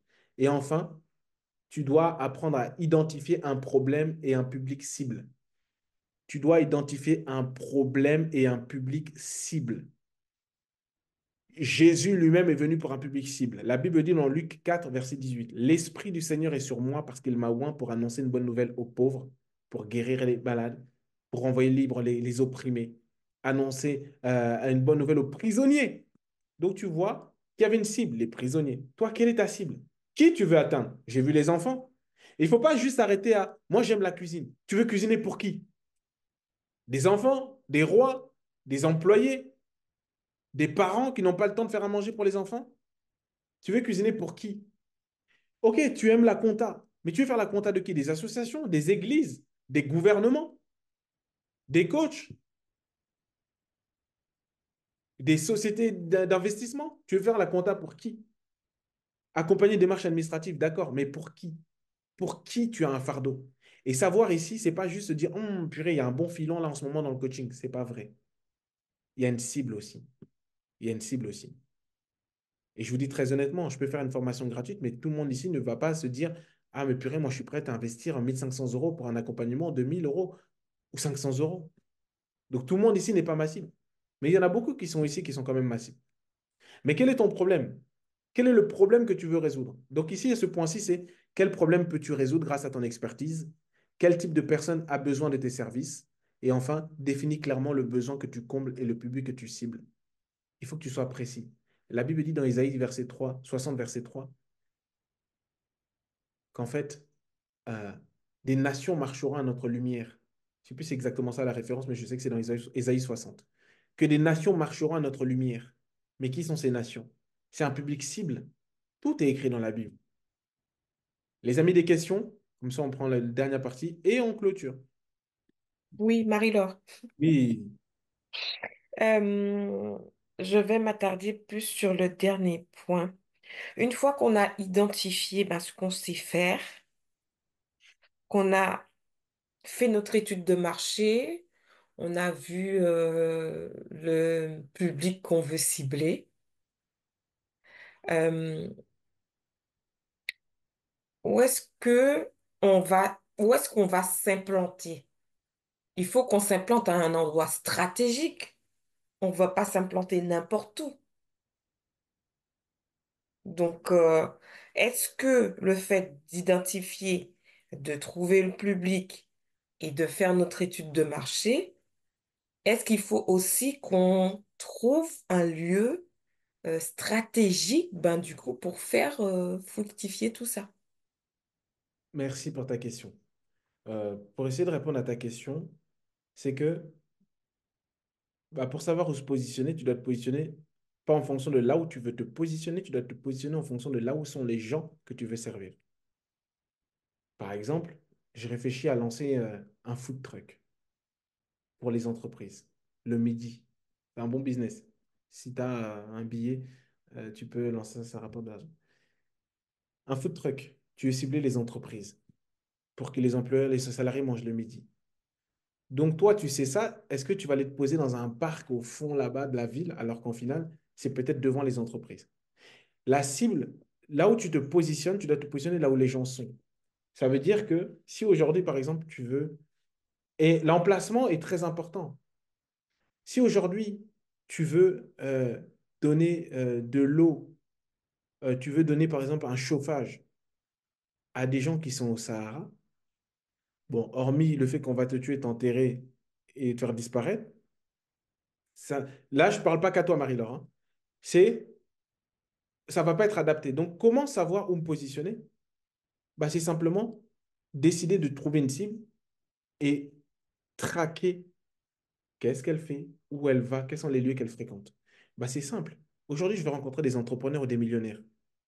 Moi, ma stratégie, qu'est-ce que je faisais? Et je n'allais pas les rencontrer au kebab. Attention, moi, j'aime bien les kebabs. J'en ai mangé la semaine dernière, c'était trop bon. J'aime bien les kebabs. Mais, curieusement, je ne vais pas t'inviter à faire ça maintenant. Mais curieusement, tu veux cibler des entrepreneurs millionnaires, tu veux cibler des personnes. Curieusement, tu les vois dans certaines conférences, dans certains sports, dans certaines pratiques sportives, dans certaines classes dans l'avion, dans certaines classes dans le train. Une fois, j'étais dans le train, j'étais assis à côté des gens parce que j'avais acheté un billet de train. Et puis, deux fois, ça m'est arrivé. Deux fois, ça m'est arrivé. Je me suis retrouvé un jour dans un endroit, trois endroits différents, mais une fois, je me retrouve dans un endroit comme ça. J'ai rencontré des entrepreneurs au même endroit, j'ai rencontré des centaines d'entrepreneurs millionnaires au même endroit, parce que je sais qu'ils fréquentent ces endroits-là. Et une autre fois, je me retrouve dans le train, moi, ma cible, c'est rencontrer des entrepreneurs, des personnes, voilà, qui travaillent, bon, sans trop rentrer dans le détail, mais je me retrouve dans le train, et je vois des avocats qui, là, qui parlaient. Sauf que moi, si ça, c'était ma cible, je sais qu'une personne dans ce métier-là, souvent, ils ne cherchent pas à perdre de temps. Ils veulent voyager en train, en TGV, en avion, en première classe, etc. Tu vas les rencontrer, ils ne veulent pas trop perdre de temps. Donc, toi, si par exemple, tu cibles, tu te dis, moi, j'aime bien, par exemple, faire la cuisine, j'aime bien. Oh, je vais prendre ton cas pour répondre à ta question. Par exemple, euh, t'es dans le domaine précis, par exemple, pour lequel tu te posais des questions? J'aurais aimé revenir, enfin, j'ai déjà travaillé en tant que fleuriste, mais j'aurais aimé revenir dans ce secteur-là. Ok. Je ne connais pas du tout ce domaine. Mais maintenant, moi, par exemple, savoir, ok, trouver l'emplacement. Après, il y a des choses qui sont clairement aussi, c'est des données. Par exemple, je me posais la question, mais ok, d'accord, je vends des fleurs, mais je vends des fleurs à qui? Qui seront mes clients? Est-ce que c'est le connaisseur qui vient, qui dit waouh?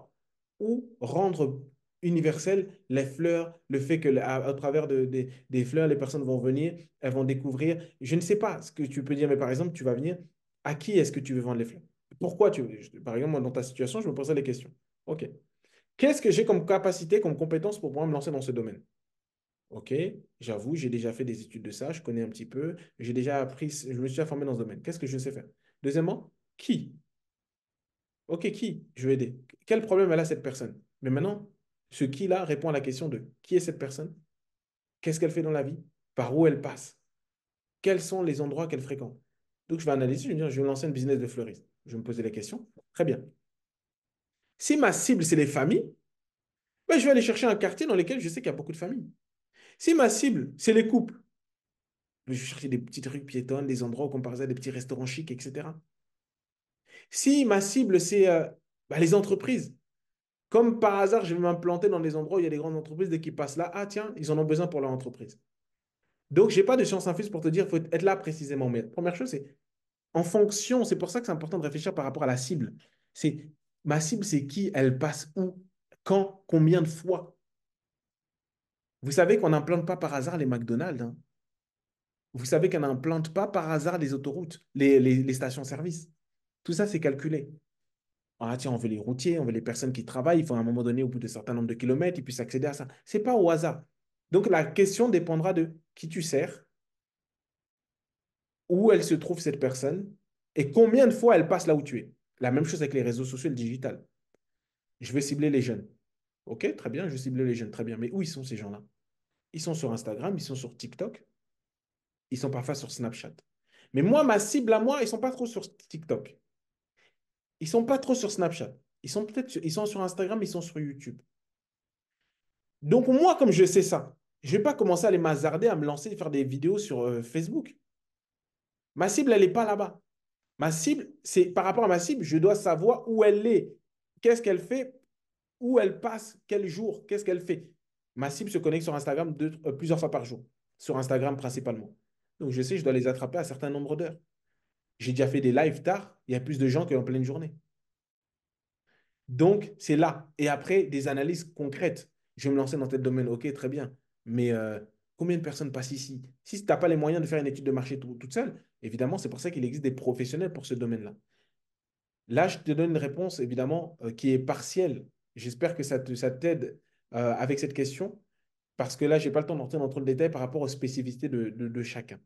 Marie-Laure, est-ce que j'ai pu répondre à une partie? Ou, Oui, oui, c'est bon. Merci. ok, très bien. Je prends juste le dernier point, les trois, en gros, oui, il en reste quatre. Je vais les dérouler. Bon, encore 10 minutes, comme ça on termine. Bon, de toute façon, c'est le dernier en soi. Si vous êtes là, on déborde un tout petit peu, comme ça au moins vous recevez les clés qui vont pouvoir vous aider pour maintenant. Clé numéro 7, tu dois créer une offre irrésistible. Une offre irrésistible, c'est une offre pour laquelle la personne, si elle refuse, c'est qu'en vrai, elle a vraiment rien compris. Une offre irrésistible, c'est structurer ton offre de service en proposant des solutions concrètes qui répondent aux problèmes de tes clients. Une offre irrésistible, c'est simplement une offre pour laquelle la personne, le prix, parce que c'est toi qui connais le prix, c'est toi qui connais ta cible. Donc pour ta cible, par exemple, une offre irrésistible, c'est à la fois, elle ne peut pas résister en termes de prix, à la fois, et ça dépend de son offre. Moi, par exemple, il y en a une offre irrésistible à 1000 euros, ils vont dire, c'est trop. Il y en a qui vont dire 1000 euros, c'est bizarre, il n'est pas assez cher. Donc, une offre irrésistible, c'est réfléchir à créer une offre pour laquelle, par exemple, si on est revenu sur les fleuris, quand je viens, waouh, j'ai deux bouquets. Et en plus, non seulement j'ai deux bouquets, j'en ai un qui est offert. Et en plus, celui qui est offert, on m'offre un vase, on m'offre quelque chose qui me permet de pouvoir l'entretenir et le faire durer quelques jours. Et on m'offre en plus un truc. Tout ça va faire que, waouh, je suis obligé d'accepter. Donc, trouver une offre irrésistible, c'est une offre qui est résistante tant sur le prix, tant sur le problème, tant sur le problème qu'elle résout, tant que sur le moyen de résoudre ce problème-là. Moi, je vous dis très honnêtement, j'ai oublié de changer le titre, hein. Je m'adresse principalement à ma cible, c'est principalement des personnes qui souhaitent ensuite transformer leur talent en argent grâce à une activité de coaching. Tu peux coacher les gens pour tes démarches administratives, ça marche. Tu peux coacher les gens pour l'immobilier, ça marche. Tu peux coacher les gens pour les finances, ça marche. Pour la santé, ça marche. De coacher les gens, les relations, ça marche. Moi, c'est plus du coaching. Donc, je ne connais pas toutes les caractéristiques de chaque business model. Clé numéro 8, tu dois confronter ton offre au marché le plus rapidement possible et sortir du fantasme de l'entrepreneuriat, le fantasme du produit. Il n'y a que toi qui connais ton produit, il n'y a que toi qui aimes ton produit, tu passes du temps. Et ça, c'est le fantasme de, ça fait depuis combien d'années tu dois sortir ce que tu dois sortir? Depuis combien d'années tu dois sortir ton livre? Depuis combien d'années tu dois sortir ta recette? Depuis combien d'années tu dois sortir ton site Internet? Mais tu ne confrontes pas ton offre au marché. Tu dois tester ton offre, savoir le plus rapidement possible. Si tu as une idée de business qui n'est pas testée, ton idée, c'est du vent, elle ne sert à rien. Oh, on m'a volé mon idée. C'est pour ça, des fois, je dis, waouh, purée, cette personne m'a volé mon idée, frère, tu n'allais rien faire avec cette idée. On s'en fout de l'idée. Maintenant, c'est l'exécution de cette idée qui va faire la différence. Tu dois recueillir des retours rapidement et ajuster ton offre en fonction des besoins, des attentes des clients. Tu es obligé d'avoir un retour. Imaginez que là, le retour qu'il y a, c'est-à-dire que tu fais une formation, tu n'as pas de retour, tu la lances comme ça, mais ça sera un flop. Tu n'as pas de retour des gens. Les gens ne te disent pas, tu n'as pas de retour des gens. Tu n'as pas de retour. Donc, ça ne peut pas marcher. Donc, teste le plus rapidement possible ton offre. Expose-la. C'est ce qu'on appelle le MVP. Minimum Viable Product. Ça veut dire que quel est le produit minimum viable que tu peux présenter. Ça, tu es censé savoir créer une offre en moins de 3 mois. Sinon, ton business, il est trop compliqué. Et on dit 3 mois, j'ai dit 3 mois, hein. La vérité, si tu veux savoir si ton offre, elle est trop compliquée, c'est si demain là, tu es capable de créer une offre. Donc, moi, demain matin, j'arrête. Je dis, OK, je pars de zéro, je crée une offre. Je peux la créer en 24 heures. Ça veut dire que c'est un business qui est intéressant à lancer pour commencer. Quand c'est trop compliqué, là, tu ne vas jamais réussir à créer une offre qui va faire la différence au début. Ce n'est pas possible. Donc, pour savoir si ton offre, elle est trop compliquée, trop complexe, bah déjà, est-ce que tu es capable de pouvoir, si on t'appelle demain matin pour me proposer quelque chose, est-ce que tu sauras ou ce sera trop compliqué? Ça veut dire que pour l'instant, ton niveau de domination, de maîtrise par rapport à ton sujet, je me pose des questions sur la maturité du truc. Développe un mindset d'entrepreneur. La persévérance, la résilience, la créativité, la prise d'initiative, la gestion du temps, la confiance en soi. Tu es un entrepreneur. Il y a trop de personnes qui sont juste concentrées sur leur talent, pensant euh, ils sont juste boulangers, ils sont juste coiffeurs, ils sont juste fleuristes, ils sont juste cuisiniers. Mais c'est juste à cause de ces justes-là qu'il ne tient pas sa comptabilité. C'est à cause de ce petit juste-là qui devient poursuivi par l'URSSAF. C'est à côté de ce petit juste-là que tu manques des contrats par manque de persévérance. On t'a dit non. Un non, ça veut dire juste quoi? Ça veut dire quoi un non? On t'a refusé et après, merci.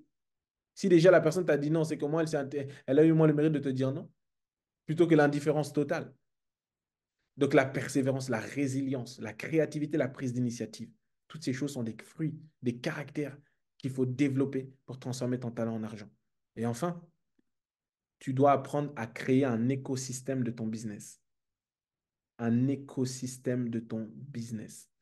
Créer un écosystème de ton business veut simplement dire que tu dois apprendre à organiser ton business. Créer un écosystème, tu dois faire en sorte que créer un écosystème, c'est créer un écosystème où tu vas bénéficier de ce qu'on appelle un effet de levier. C'est-à-dire que pour le moins d'efforts, tu as beaucoup de résultats. Un effet de levier, c'est quelque chose pour lequel c'est déjà organisé pour pouvoir atteindre le plus rapidement ton client, le faire venir à toi sans te perdre trop de temps, le servir sans perdre trop de temps. Dans le business, il y a des règles de ce qu'on appelle, euh, pour développer son business, attirer les clients, convertir les clients, les transformer de personnes intéressées à clients, attirer, convertir, délivrer. Créer un écosystème, c'est créer un écosystème qui répond à ces différents points. Je dois réfléchir à mon écosystème. Quel est l'écosystème qui me permet de pouvoir attirer des clients? C'est démodé des prospections agressives. C'est fini, ça. Donc, l'écosystème, c'est quoi? Admettons, tu crées une page sur les réseaux sociaux. Tu mets un message automatique. La personne te contacte. Automatiquement, tu lui réponds. Tu crées des réponses automatiques de mail, etc. C'est un système automatique. Deuxièmement, tu dois automatiser la manière dont tu vas convertir les clients. Bah, peut-être que toi, pour les convertir, tu es toujours obligé, par exemple, de passer 5 heures avec eux au téléphone, ça ne va pas. Bah, crée un écosystème. La personne elle veut devenir client, vous passez un coup de téléphone, tu vois si c'est des besoins. Moi, c'est la même chose. À la fin, on verra. Si tu veux qu'on puisse t'accompagner et tu veux rejoindre la formation qui va commencer en janvier, bah, pas de problème. Il y a un écosystème. Tu viens. Moi, je sais comment je t'ai attiré. Tu es venu par les réseaux sociaux, peut-être par la recommandation. Ça reste un système. Tu dois commencer à réfléchir à comment tu vas les convertir en clients, distribuer. Comment tu vas distribuer ton offre. et comment tu vas l'automatiser. Comment tu vas l'automatiser. Et c'est ça, en fait, qui fait la différence entre un salarié ou quelqu'un qui lance un business, qui est dans son business. Mais il ne faut pas être dans son business, il faut être sur son business. Il ne faut pas être dans son business, il faut être sur son business. Dans son business, tu es comme un rat comme ça qui court, qui court. Être sur son business, tu prends du recul. Tu regardes comment je peux développer mon business. Et c'est comme ça que les indépendants, les artisans, souvent, ils finissent leur vie professionnelle, ils sont malades parfois parce qu'ils sont salariés du truc. Par exemple, ça, c'est bien, tu peux te dire, peu importe mon travail que tu fais, hein, tant que tu n'as pas créé d'écosystème, en vérité, tu es encore salarié du truc. Et ce n'est pas un problème. On réfléchit à créer un écosystème. Parce qu'avec un écosystème, tu seras plus efficace. Tu vas même gagner plus d'argent. Créer un écosystème te permettra de gérer efficacement ton activité, de la faire grandir sans t'épuiser, sans te tuer. Amen. Est-ce que vous avez des questions Amen. et on termine avant que je fasse une courte présentation? Ou c'est tout Non. bon? Vous allez demain, là. Demain, on se croise dans 2 mois ou je fais un événement dans un mois, on se rencontre. Toi qui as dit non, on se rencontre dans un mois, tu sauras me dire, bah, tiens, moi, je suis arrivé là, j'ai créé mon offre et là, j'ai mon offre, j'ai ma cible, etc. Est-ce que j'ai une offre même? C'est ça. Après, c'est pour ça que je disais tout à l'heure qu'il y a des étapes. Et c'est là où, effectivement, il ne faut pas se tromper. C'est là où on se rend compte qu'on a besoin parfois d'aide. Bah, quelqu'un qui n'a pas d'offre, qu'est-ce qu'il va aller commencer à prospecter au hasard? Ça ne va pas, ça ne marche pas. C'est pas Mm, possible. Et un des moyens de créer une offre, c'est propose gratuitement. Même quand tu as déjà une offre, tu peux proposer gratuitement parce qu'en fait, en proposant aussi gratuitement quand tu viens tout juste de commencer, tu peux tout juste commencer. Par exemple, tu vas avoir une entreprise. Tu dis, bah, écoute, moi, je t'accompagne pendant X temps gratuitement. Si vous êtes content, vous me payez. Si vous êtes content, vous me faites une recommandation. Si vous n'êtes pas content, bah, au final, vous ne me payez pas. Il faut tester aussi parfois gratuitement. Vous savez, ça demande vraiment du zèle, de l'énergie. Mais encore une fois, les amis, je tiens vraiment à dire les gens avant l'argent. Il faut être prêt à travailler sans gagner de l'argent aussi, parce que c'est important aussi le contentement. Mais on ne peut pas faire ça éternellement, c'est pas possible. Tu peux faire ça au début, mais c'est pas possible parce qu'en fait, tu prives les gens en réalité aussi de la vie. Parce qu'en fait, si tu donnes trop de ton temps que gratuitement, bah, je parle pour des activités d'entrepreneuriat. Je ne parle pas de donner son temps pour le service à l'église, c'est autre chose. Mais si tu donnes trop de ton temps, bah, à un moment donné, le temps que tu mets là, c'est du temps que tu as en moins pour faire autre chose. Sauf que ce temps-là, s'il n'est pas payé, bah, le jour où le peu de temps disponible qui te reste, tu ne peux même pas bien profiter avec tes proches, etc. Donc, je prends peut-être une dernière question. S'il n'y a pas, on va terminer. Pour moi, Marie-Laure, c'est bon. Ok, super Marie-Laure, merci. Ok, très bien. Ok, donc du coup, on est arrivé au terme de cette masterclass. Bon, je tiens à rendre grâce à Dieu. Vraiment, je tiens à rendre grâce à Dieu de ceux que vous êtes restés jusqu'au bout pour certains de cette masterclass et que Dieu nous accorde la grâce de nous retrouver les lundis, lundi après lundi, lundi après lundi. Nous étions là. Donc, je vous remercie chacun d'entre vous pour votre disponibilité en réalité. Parce qu'en soi, ce que je fais n'a de sens que si ça aide les gens. Et je sais que ça vous aide, en tout cas pour les retours que vous avez faits. Donc là, les amis, j'ai 3 informations à vous communiquer. J'ai 3 informations à vous communiquer. La première information que je souhaite vous communiquer, c'est, je vais le dire, la première information, c'est que, vous l'avez vu tout à l'heure, seulement pour ceux qui, seulement pour ceux qui, durant toutes ces semaines, se sont connectés et disent vraiment, je sais que cette formation, elle m'a vraiment été utile. Je vais vous demander, s'il vous plaît, pour ceux qui le souhaitent, je n'impose à personne. Pour ceux qui le souhaitent, moi, j'utiliserai ça en vue de pouvoir donner l'opportunité à d'autres personnes de pouvoir bénéficier. Si tu crois que par Dieu est passé par moi pour te parler, si tu crois que Dieu est passé par moi pour pouvoir te donner des conseils, des clés qui te sont pratiques, que tu vas mettre en application, je souhaite donner l'opportunité à ceux qui le souhaitent, parce qu'après, je le pourrai, certainement que je la diffuserai, Donc, c'est important que tu le saches. Ceux qui le souhaitent, vous pouvez m'envoyer, de toute façon, si vous vous connectez là, c'est que vous avez tous le lien. Je ne pense pas que tout le monde ait mes coordonnées, sauf ceux que j'ai rencontrés dans des contextes spécifiques.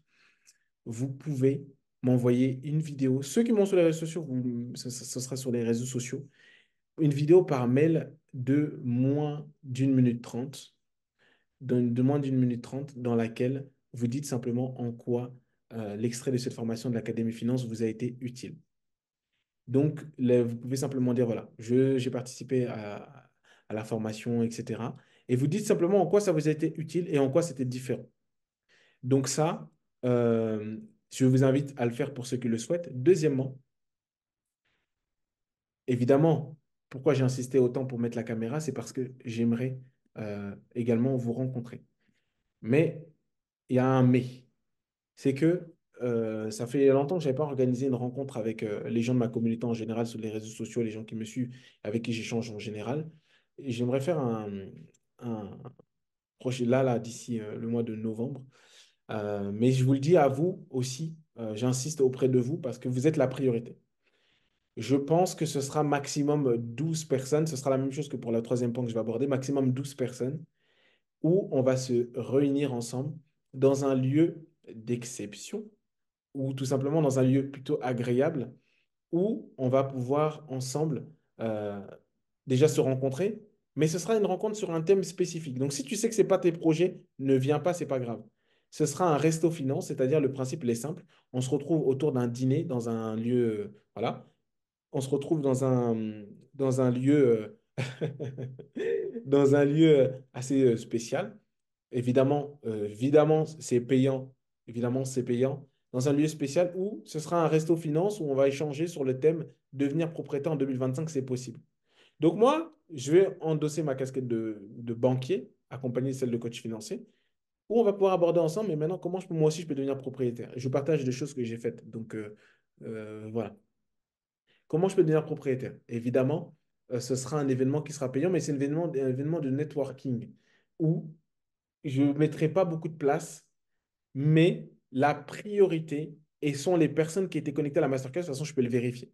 Donc, si tu sais que tu veux venir, si tu sais que tu veux venir, en tout cas, et que cette thématique correspond à ta saison actuelle, tu peux venir. Il faudra que tu m'écrives rapidement. Je ne m'adresse pas aux personnes qui vont en rediffuser. Je parle aux personnes qui sont connectées ce soir. Vous avez payé le prix jusqu'au bout. Donc, ceux avec qui je parle ce soir et qui souhaitent qu'on puisse se rencontrer, vous pourrez venir. Et enfin, troisièmement, pour ceux qui ont fait la masterclass, ils disent oui, mais moi j'ai encore envie d'en savoir plus, j'ai vraiment besoin d'un accompagnement. Là, à ce moment-là, effectivement, on va prendre soin de vous sur 3 mois avec un programme d'accompagnement, l'Académie Finance, où tous les points qu'on a abordés, on va les voir point par point. On va les voir point par point. Et encore une fois, je ne vous dis pas la réduction que je mettrai sur le programme d'accompagnement.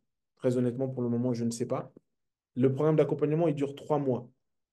Le programme d'accompagnement, il dure 3 mois. On voit étape par étape les points qu'on a vus ici de façon plus individuelle. Mais en gros, on fait du coaching de groupe. Mais évidemment, on a plus de temps parce que vous imaginez 3 mois versus 6 semaines. Bon, ce n'est pas tout à fait la même chose. Et là, de façon personnalisée, je peux corriger les exercices. On peut regarder, travailler sur des points spécifiques qui n'ont pas été levés, des histoires financières, des schémas financiers, etc. On va prier, Seigneur Père. Merci Seigneur Jésus-Christ. Merci Seigneur notre Dieu parce que véritablement c'est toi qui nous as convoqués. C'est toi qui nous as donné l'opportunité de pouvoir venir de lundi en lundi, de soirée en soirée afin de partager ces temps avec toi. Saint-Esprit, merci de ce que tu es l'esprit d'intelligence, tu es l'esprit de discernement, tu es l'esprit de conseil. C'est toi qui nous conseilles, c'est toi qui nous montres la voie que nous devons suivre. C'est toi qui traces nos pas, c'est toi qui nous enseignes toutes choses. Seigneur, merci pour la vie d'Enoch, merci pour la vie de, de Marie-Laure, pour la vie de Johan, pour la vie de Zora, pour la vie de Marcel, la vie de Naomi, la vie de Gisèle, la vie de Steven, la vie de toutes les personnes qui sont rentrées et sorties durant cette masterclass, Seigneur. Merci parce que chaque jour, les gens ne pouvaient pas se connecter selon les créneaux parce que les gens avaient des choses à faire, d'autres responsabilités. Mais ceux qui étaient présents ici, Seigneur, je prie au nom de Jésus-Christ. Je prie au nom de Jésus-Christ que tu accordes la grâce à ces personnes qui étaient là, d'aller de gloire en gloire, d'aller plus loin, qui fassent la différence. Que dans leur vie financière, il ne manque de rien au nom de Jésus-Christ. Là où, Seigneur, Là où, Seigneur Père, ils vivaient des situations de tourments financiers, que ces tourments soient brisés au nom de Jésus par le sang de Jésus. Seigneur, merci pour ta grâce. Merci pour la vie de mes frères ici, présents ici. Seigneur, je sais que tu as des projets merveilleux pour eux. Pour d'autres, l'histoire s'arrête aujourd'hui. Pour d'autres, on va poursuivre. Pour d'autres, l'histoire s'arrête aujourd'hui. Pour d'autres, on va poursuivre. Mais quoi qu'il arrive, Seigneur, tu as permis qu'on puisse croiser leur chemin. Alors, Seigneur, que la gloire te revienne et que tu enseignes chacun, tu emmènes chacun à faire la différence. Tu emmènes chacun à reprendre en main sa vie au nom de Jésus et que les potentiels qui étaient actifs, qui étaient inertes, désactivés dans la vie des personnes qui sont présentes ici, à cause de la peur, à cause de la négligence, à cause de la peur, de la négligence, de l'égoïsme, Père, au nom de Jésus-Christ, active au nom de Jésus le talent. Active, Seigneur, ceux qui se posaient la question, est-ce qu'ils ont un talent? Est-ce qu'ils ont un potentiel? Assurément qu'ils ont un potentiel. Assurément qu'ils ont des capacités. Alors, Père, au nom de Jésus, que la peur qui parlait contre eux, que la voix de la peur, la voix du découragement, la voix de la procrastination à cause du sang de Jésus-Christ, Père, que ces voix se taisent au nom de Jésus. Si tu m'as permis de pouvoir me connecter ici, leur partager des clés, que Seigneur, cela leur soit utile au nom de Jésus. Merci Père, toi qui fais ces choses et qui nous accorde la grâce d'être véritablement des hommes et des femmes qui seront épanouis dans notre vie spirituelle, émotionnelle, relationnelle et financière, à la gloire et à la louange de ton saint nom. Seigneur, merci de disposer le cœur de ceux qui veulent témoigner, de ceux qui veulent participer à la rencontre, de participer. Mais ceux qui viennent, Seigneur, tu leur fais du bien, tu les visites au travers de ma bouche, de ce qui peut sortir de moi. Au nom de Jésus-Christ. Amen. Amen, amen, amen. Amen, amen, amen. Amen. Amen. Bon, les amis, Merci, coach. Amen, amen. avec plaisir, en tout cas, plaisir de vous servir. Et puis, à très bientôt. De toute façon, vous aurez les informations.